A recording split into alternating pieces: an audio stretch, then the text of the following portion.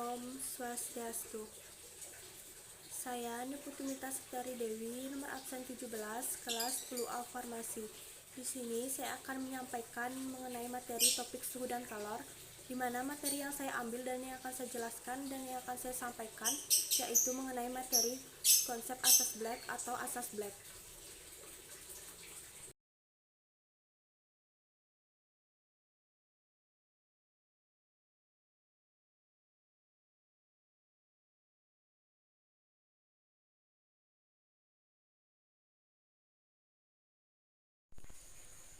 Di sini saya akan menjelaskan mengenai materi suhu dan kalor. 1.1. Pengertian suhu. Suhu merupakan suatu besaran yang menunjukkan ukuran derajat panas atau dinginnya suatu benda. Suhu adalah ukuran yang menyatakan energi panas tersimpan dalam suatu benda. Benda yang bersuhu tinggi berarti memiliki energi panas yang tinggi. Begitu juga sebaliknya. 1.2. Skala termometer. Termometer adalah alat yang digunakan untuk mengukur suhu benda. Termometer dibuat berdasarkan sifat termometrik bahan, yaitu kepekaan bahan terhadap perubahan. Jadi, untuk mengukur suhu tidak menggunakan indera peraba atau kulit, karena sangat dipengaruhi oleh suhu tubuh sendiri. 1. Memanfaatkan sifat termometrik zat berupa perubahan volume. Sifat termometrik adalah sifat fisik suatu zat yang dapat berubah jika suhunya mengalami perubahan. 2. Sifat mutlak termometer. Terdapat 4, yaitu yang pertama skalanya mudah dibaca, yang kedua itu aman untuk digunakan, yang ketiga itu kepekaan terhadap pengukuran, dan yang keempat yaitu jangkauan suhu yang mampu diukur. Termoskop. Termometer pertama yang ditemukan oleh Galileo Galilei pada tahun 1592. Termometer ini memanfaatkan gaya apung yang dihasilkan oleh perubahan kerapatan cairan akibat perubahan suhu yang terjadi. Satuan SI atau standar internasional suhu adalah Kelvin atau dapat dituliskan dengan K tanpa menggunakan derajat. Terdapat 4 skala umum yang digunakan untuk termometer. Yang pertama yaitu Celsius atau derajat C, yang kedua itu Reaumur atau derajat R, yang ketiga itu Fahrenheit atau derajat F, dan yang keempat atau yang terakhir yaitu Kelvin, yaitu dapat dituliskan dengan menggunakan huruf K tanpa menggunakan derajat. Titik tetap. Titik yang menunjukkan suhu yang tetap dari suatu benda. Titik tetap atas, yaitu di mana titik uap di atas air yang sedang mendidih pada tekanan 1 atm. Titik tetap bawah, di mana titik ini merupakan titik lebur es murni pada tekanan 1 atm. Jenis-jenis termometer yang ada 10, yaitu yang pertama termometer zat cair, yang kedua itu termometer bimetal, yang ketiga itu termometer gas, yang keempat yaitu termometer Galileo atau termoskop, yang kelima itu termometer optik, yang keenam itu termometer zat pada termometer hambatan, yang ketujuh yaitu termometer termokopel, yang kedelapan yaitu termometer termistor, yang kesembilan itu termometer optik, dan yang terakhir atau yang ke-10 yaitu termometer cairan. 1.3. Pengertian kalor. Kalor adalah perpindahan energi panas yang terjadi pada benda dari benda yang bersuhu lebih tinggi ke benda yang bersuhu lebih rendah. Teori tentang kalor. Yang pertama yaitu yang ke-1 yaitu teori kalorik, di mana teori ini sebelum abad ke-19. Kalor adalah sejenis zat alir atau kalorik yang terkandung dalam setiap benda dan tidak dapat dilihat oleh mata manusia, di mana hal tersebut gagal menjelaskan rasa hangat pada kedua telapak tangan setelah saling digosokkan. Yang kedua itu teori kinetik atau di mana teori ini ditemukan pada pertengahan abad ke-19. Kalor adalah suatu bentuk energi yang muncul saat terjadi perpindahan energi dari suatu benda ke benda lainnya karena pengaruh perbedaan suhu, di mana teori ini dipakai sampai sekarang. Memengaruhi suatu zat. Saat suatu zat diberikan kalor, maka suhu zatnya akan meningkat, dan saat suatu zat kehilangan kalor, maka suhu zatnya akan menurun. Satuan kalor adalah joule, di mana tulis dengan huruf J. 1 kalori sama dengan 4,2 joule atau 1 joule sama dengan 0,24 kalori. Jumlah kalor atau ditulis dengan Q yang diserap atau dilepaskan oleh suatu zat adalah Q sama dengan M dikali C dikali delta T. Keterangannya yaitu Q merupakan jumlah kalor atau biasa ditulis dengan J atau kal. M yaitu massa benda, dapat dituliskan dengan kilogram atau kg. C itu kalori jenis zat, yaitu joule per kilogram derajat Celcius atau J per kg derajat Celcius. Delta T itu kenaikan suhu, di mana derajat Celcius atau K, dan suhu akhir dikurangi dengan suhu awal, yaitu dalam kurung T dikurang TO. 1.4 Perpindahan kalor. 1. Konduktor panas. Konduktor merupakan bahan yang mampu menghantarkan panas dengan baik atau mudah untuk menghantarkan dan menerima panas. Contoh konduktor yaitu kaca, timbal, baja, aluminium, emas, tembaga, dan perak. Yang kedua itu isolator panas. Isolator merupakan bahan yang menghantarkan panas dengan buruk atau sulit untuk menghantarkan dan menerima panas. Contoh isolator yaitu air, bata, kayu, styrofoam, udara, dan hampa udara. Yang ketiga yaitu penerapan sifat konduktor dan isolator panas. Contohnya itu pada penggorengan. Badan penggorengan berbahan aluminium atau konduktor tujuannya agar kalor mudah dialirkan dari api kompor menuju penggorengan lalu ke bahan masakan sehingga masakan cepat matang. Gagang penggorengan berbahan kayu atau isolator tujuannya agar tangan tidak merasakan panas saat memegang gagang penggorengan.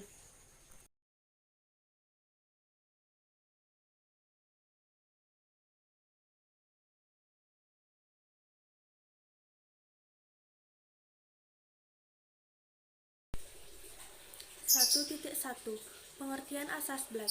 Asas Black adalah hukum yang menyatakan bahwa untuk semua pertukaran energi panas atau kalor, maka kalor yang diterima oleh materi yang bersuhu lebih rendah akan sama besar dengan kalor yang dilepas oleh materi yang bersuhu lebih tinggi.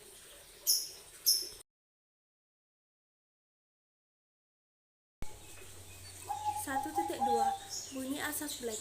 Bunyi asas Black yaitu pada pencampuran dua zat, banyaknya kalor yang dilepaskan zat yang memiliki suhu lebih tinggi itu sama dengan banyaknya kalor yang diterima oleh zat yang memiliki suhu lebih rendah.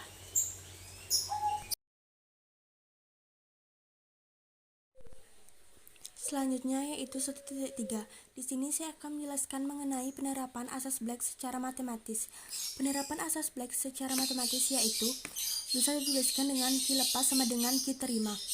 M1 dikali C1 dikali dalam kurung T1 dikurang TM sama dengan M2 dikali C2 dikali dalam kurung TM dikurang T2.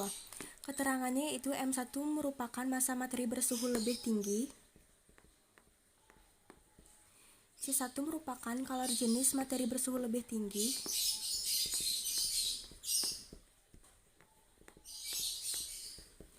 T1 merupakan suhu materi bersuhu lebih tinggi,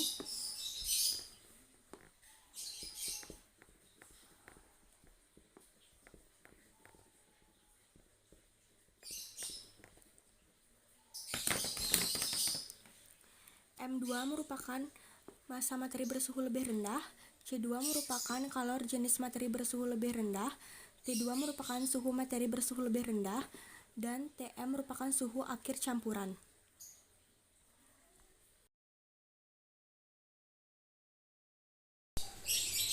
(1.4) Kalorimeter. Kalorimeter adalah alat yang biasa digunakan sebagai wadah pencampur dua zat lebih untuk menganalisis pertukaran kalor yang terjadi pada zat-zat tersebut. Kalorimeter juga biasa digunakan untuk menentukan kalor jenis dari suatu zat. Bagian-bagian dari kalorimeter yaitu yang pertama pengaduk, yang kedua yaitu termometer, yang ketiga yaitu tabung luar, yang keempat yaitu tabung dalam, dan yang terakhir atau yang kelima yaitu penutup.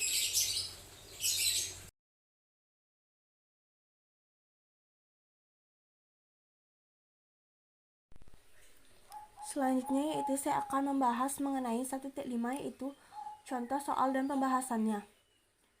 Soal yang pertama yaitu sebanyak 500 gram air dipanaskan dari 30 derajat Celcius menjadi 50 derajat Celcius. Jika massa jenis air adalah 1 kalori per gram derajat Celcius atau 4.200 Joule per kilogram kalori, maka tentukanlah A. Banyaknya kalor yang diterima air tersebut dalam kalori, B. Banyaknya kalor yang diterima air tersebut dalam Joule. Untuk penyelesaiannya itu yang pertama diketahui M sama dengan 500 gram, C sama dengan 1 kalori per gram derajat Celcius, delta T sama dengan 50 derajat Celcius dikurang 30 derajat Celcius sama dengan 20 derajat Celcius. Yang ditanya yaitu Q dalam kalori dan Joule. Dijawab yaitu soal yang pertama yaitu yang A. Banyaknya kalori yang diterima air dihitung dengan menggunakan rumus atau persamaan Q sama dengan MC delta T. Lalu kita tulis Q sama dengan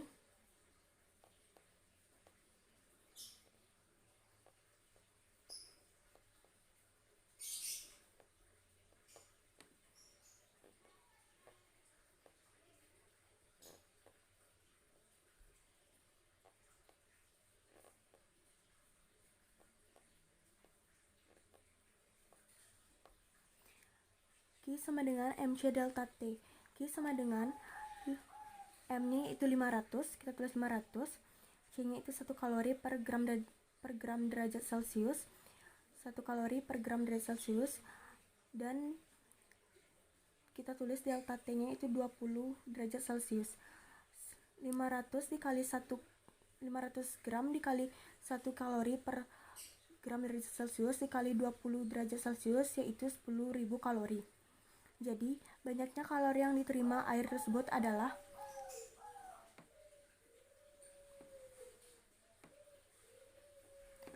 Jadi, banyaknya kalori yang diterima air tersebut adalah 10.000 kalori. Selanjutnya yaitu yang B. Dari soal yang tadi, yaitu dari kesetaraan kalori dan joule diketahui bahwa 1 kalori sama dengan 4,2 joule sehingga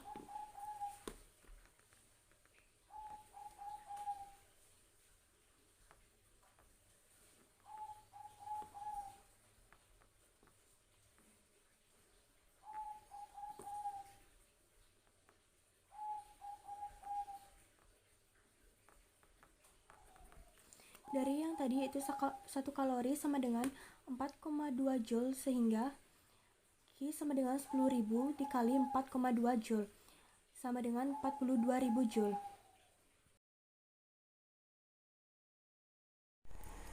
Selanjutnya yaitu 1.5 contoh soal dan pembahasannya. Soal nomor 2 yaitu air bermassa 200 gram bersuhu 30 derajat Celcius dicampur air mendidih bermassa 100 gram dan bersuhu 90 derajat Celcius.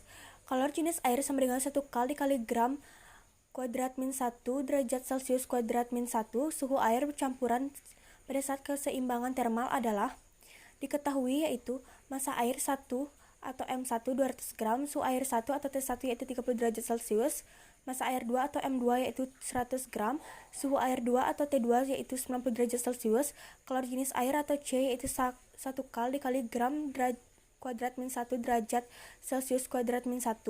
Ditanya yaitu suhu akhir campuran. Selanjutnya itu masuk dengan cara menjawab yaitu kalori yang dilepas air bersuhu tinggi atau Q lepas sama dengan kalori yang diserap air bersuhu rendah atau Q serap. M2C delta T sama dengan M1C delta T. 100 dikali 1 dikali 90 dikurang T sama dengan 200 dikali T dikurang 30. 100-nya turun yaitu 90 dikali 1 90, lalu kita tulis 90 dikurang T dan 200 turun, T dikurang 30 yaitu turun.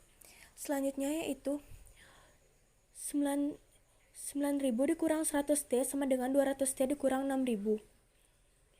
9.000 turun, 6.000 kita pindahkan ke sini menggunakan lalu tandanya menjadi tanda tambah, lalu 200T-nya turun ditambah dengan 100T. Lalu 9.000 ditambah 6.000 yaitu 15.000, 200T ditambah dengan 100T yaitu 300T. T sama dengan 15.000 dibagi dengan 300 yaitu T sama dengan 50 derajat Celcius.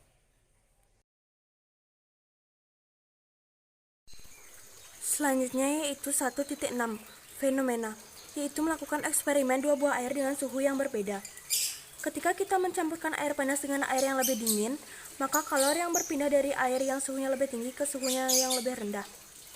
Perpindahan ini akan terjadi terus-menerus sampai air ini atau kedua sistem ini berada pada kesetimbangan termal. Jadi, kalori yang diterima oleh sistem yang suhunya lebih rendah sama dengan kalori yang dilepas oleh sistem yang suhunya lebih tinggi.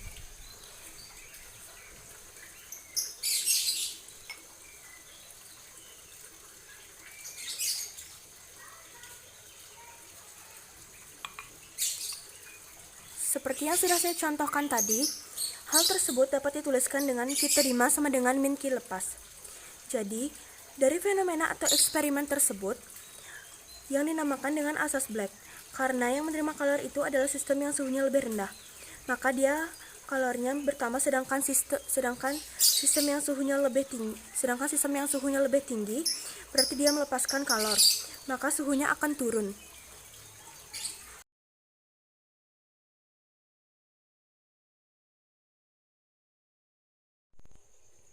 Selanjutnya yaitu saya akan menyampaikan mengenai simpulan atau kesimpulan. Dari materi yang sudah saya sampaikan dapat disimpulkan bahwa dari percobaan atau fenomena atau eksperimen yang telah saya lakukan, yaitu melakukan eksperimen dua buah air dengan suhu yang berbeda, dapat disimpulkan bahwa asas Black yaitu apabila dua jenis zat atau lebih dengan suhu yang berbeda, tinggi dan rendah, atau melepas dan menerima kalor, setelah dicampurkan menemui titik temperatur kesetimbangan atau konstan. Kunci utama dari asas Black yaitu Q lepas dikali Q terima atau Q lepas dengan Q terima. Wadah tidak mempengaruhi hasil suhu akhir dari pencampuran dua zat atau lebih. Hubungan massa air dengan suhu campuran yakni semakin ditambahkan massa air dinginnya, semakin rendah pula suhu campuran tersebut. Asas Black berlaku pada percobaan ini, karena kalor jenis yang dilepas sama dengan kalor jenis yang diterima. Asas Black adalah suatu prinsip dalam termodinamika. Asas Black menjabarkan bahwa apabila ada dua buah benda yang berbeda yang suhunya dicampurkan atau disatukan, maka akan terjadi aliran kalor dari benda yang bersuhu lebih tinggi menuju benda yang bersuhu lebih rendah. Perpindahan kalor tersebut akan berhenti sampai terjadi keseimbangan termal atau suhu dari kedua benda sama. Benda yang melepas kalor adalah benda yang bersuhu lebih tinggi, sedangkan benda yang menerima kalor adalah benda yang bersuhu lebih rendah. Jumlah kalor yang diserap benda dingin sama dengan jumlah kalor yang dilepas benda panas. Benda yang didinginkan melepas kalor yang sama besar dengan kalor yang diserap bila dipanaskan. Massa air dan suhu campuran memiliki suatu hubungan, yang mana semakin banyak penambahan massa air dingin, maka akan semakin rendah suhu campuran yang didapatkan. Asas Black akan terjadi jika dua atau lebih jenis zat tercampur menjadi satu dan memiliki suhu yang berbeda. Kemudian ketika tercampur, campuran tersebut mencapai titik temperatur kesetimbangan atau yang biasa disebut dengan konstan. Kunci utama asas Black adalah Q lepas dengan Q terima, dengan mempertimbangkan kalor yang dilepas atau diterima oleh wadah tersebut. Dalam hal ini dapat disimpulkan bahwa suatu wadah tidak menjadi faktor yang mempengaruhi hasil suhu akhir dari pencampuran zat tersebut. Kalor jenis benda lebih dipengaruhi oleh sifat dan jenis benda itu sendiri. Jika kalor jenis benda memiliki nilai yang kecil, maka suhu benda akan naik dengan cepat saat dipanaskan atau saat panas. Dengan dilengkapi contoh soal berserta dengan pembahasannya dapat membuat kita lebih paham dan lebih mengerti mengenai asas Black atau mengenai konsep asas Black. Dengan penyampaian semua materi yang telah saya jabarkan, dapat membuat kita lebih memahami dan lebih mengerti mengenai asas Black atau konsep asas Black.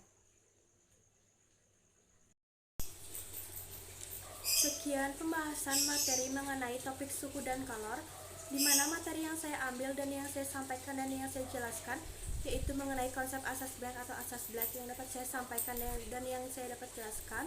Mohon maaf jika saya ada kata-kata yang salah atau kata-kata yang kurang berkenan. Saya tutup dan akhiri dengan parama Santi.